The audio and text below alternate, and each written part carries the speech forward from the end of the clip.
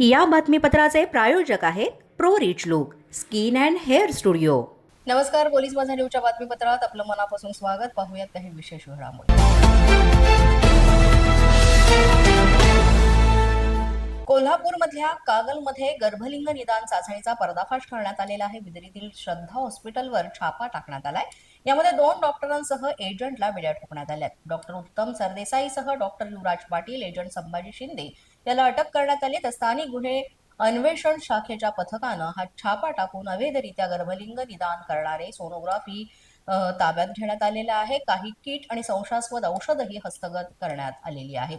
लाखोंच्या रोकडसह डॉक्टर उत्तम सरदेसाईंची फॉर्च्युनर गाडीही यामध्ये जप्त करण्यात आली आहे. डॉक्टर युवराज पांडुरंग पाटील आणि एजंट संभाजी शिंदे यांच्यावर याआधी सुद्धा असे 2 गुन्हे दाखल असल्याची पोलिसांनी माहिती दिली आहे आणि ही कारवाई मध्यरात्री करण्यात आली. याआधी सुद्धा 2 वेळा वेगवेगळ्या प्रकरणामध्ये अशाच गुन्ह्यांमध्ये सापडले असल्याची माहिती सुद्धा पोलिसांनी दिली. त्यामुळे एक मोठा रॅकेट असण्याची शक्यता वर्तवण्यात येते, ज्यामध्ये आता कागल तालुक्यातील बिदरीमधील श्रद्धा हॉस्पिटल आहे त्याच्यावर हा छापा टाकून ही संपूर्ण कारवाई केली. या सगळ्या कारवाई दरम्यान एक किट देखील पोलिसांना सापडलेली आहे. यामध्ये संशयास्पद औषधं हस्तगत करण्यात आलेली आहेत.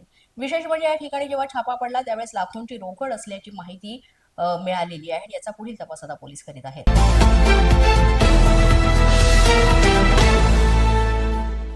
रुपाली चाकणकर यांच्या पोटाला झालेली दुखापत हा अपघात होता, असा रुपाली चाकणकर यांच्या समर्थकांचा दावा आहे.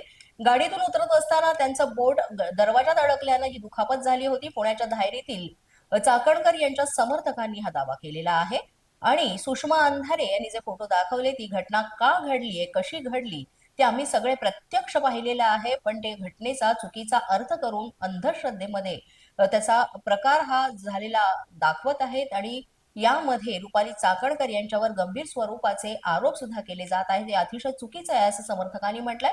रुपाली चाकणकर यांच्या बोटाला ही जी जखम झाली आहे ती गणेश मंडळाच्या कार्यक्रमाला जेव्हा आल्या त्या आणि आरतीसाठी ज्यावेळेस रुपाली चाकणकर येत होत्या त्यावेळेसच गाडीतून उतरताना त्यांचं बोट गाडीच्या दरवाजात अडकलं आणि तेव्हा ही दुखापत झाली. त्यांना रक्त सुद्धा येत होतं आणि त्यानंतर टिश्यू पेपर घेऊन रुपाली चाकणकर ह्या आरतीला आल्या आणि त्यानंतर हा सगळा प्रकार घडला असं या समर्थकांचं म्हणणं आहे. नक्की हा प्रकार खरा आहे की त्यांच्या समर्थकांनी हा बेबनाव रचलेला आहे हे येणाऱ्या काळातच कळेल.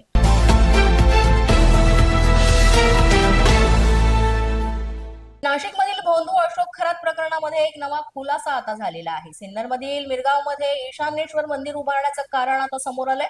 ईशान्य दिशेनं वाहणाऱ्या नदीचा शोध खरात घेत होता आणि त्यासाठी संपूर्ण महाराष्ट्रात त्यांनी पालथा घातल्याची माहिती मिळते. सिन्नरच्या मिरगावात हवं ते ठिकाण मिळालं आणि त्यामुळे ईशानेश्वर मंदिर उभारलं गेलं.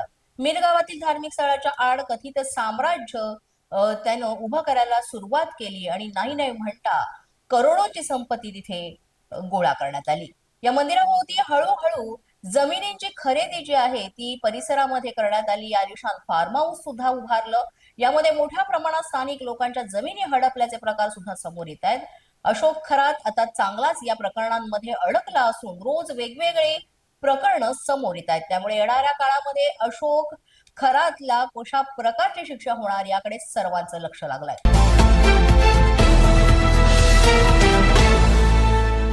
पोलीस माझा न्यूजच्या बातमीपत्रात वेळ झाले का छोट्याशा विश्रांतीची. पाहत रहा पोलीस माझा न्यूज. या बातमीपत्राचे प्रायोजक आहेत Pro Rich Look Skin and Hair studio.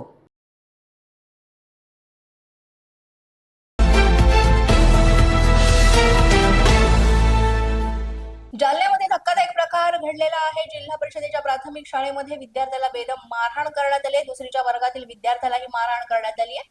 अभ्यास न केल्यानं शिक्षकाकडून विद्यार्थ्याला अमानुष मारहाण करण्यात आली. जालना जिल्ह्यातल्या परतूर तालुक्यातल्या दैठणा बुद्रुक इथला हा सगळा प्रकार आहे. विद्यार्थ्याच्या पाठीवर मारहाण करण्यात आली. जिल्हा परिषद प्राथमिक शाळा दैठणा बुद्रुक इथला हा धक्कादायक प्रकार उघडकीस आल्यानंतर पालकांमध्ये ग्रामस्थांमध्ये संतापाचं वातावरण पसरलं. अवघ्या दुसरीतल्या मुलाला ही बेदम मारहाण करण्यात आल्यामुळे तीव्र संताप सुद्धा व्यक्त करण्यात येतोय. राजकुमार जाधव असं शिक्षकाचं नाव असून दुसरीतल्या विद्यार्थ्याला त्याने बेदम मारहाण केली, त्यामुळे तीव्र संताप व्यक्त केला जातोय. त्यानंतर गट शिक्षण अधिकाऱ्याकडून या शाळेची पाहणी सुद्धा केली जाते. त्या शिक्षकावर अद्यापही कुठलीही प्रकारची कारवाई केली नाही. मात्र लवकरात लवकर कडक कारवाई करण्यात यावी अशी पालकांतर्फे मागणी करण्यात येते.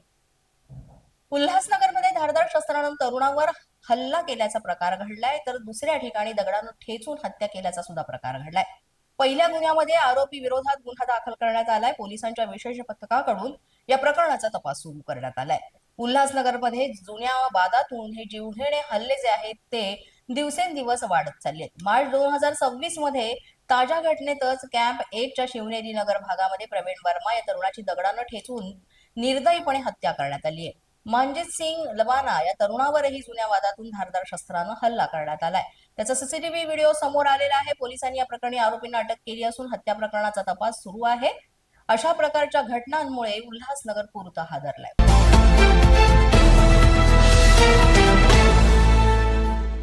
जळगाव जिल्ह्यातल्या भुसावळ तालुक्यातल्या साक्री गावामध्ये 23 वर्षीय तरुणाला लाथाबुक्क्यांनी, फावड्याने आणि दांडक्याने मारहाण करण्यात आली. मुलीचा पाठलाग केल्याच्या संशयावरून अमानुष मारहाण करण्यात आलेली आहे.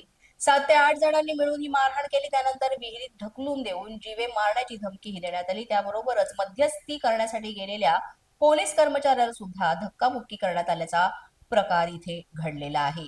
या प्रकरणी भुसावळ तालुका पोलीस स्थानकामध्ये 8 जणांविरोधात गुन्हा दाखल करण्यात आलेला आहे. यामध्ये सरकारी कामात अडथळा आणल्याप्रकरणी तसंच तरुणावर जीवघेणा हल्ला केल्याप्रकरणी गुन्हे दाखल करण्यात आले. पोलीस माझा न्यूजच्या या बातमीपत्रात आज इतकंच. तुम्हाला आमचं बातमीपत्र कसं वाटतंय याबाबत अवश्य अभिप्राय कळवा. यासाठी पोलीस माझा न्यूजचं युट्यूब चॅनल सबस्क्राईब करा. तसंच आमचं फेसबुक, इंस्टाग्राम आणि ट्विटर अकाउंट फॉलो करा. अधिक माहितीसाठी आमच्या www.policemazanews.com या वेबसाईटला भेट द्या. आमचे अधिकृत प्रतिनिधी व्हायचं असेल तर स्क्रीनवर दिलेल्या क्रमांकांवर आजच संपर्क साधा. आजच्या बातमीपत्रात इतकंच. पुन्हा भेटूया पुढील बातमीपत्रात. तोपर्यंत पाहत रहा पोलीस माझा न्यूज.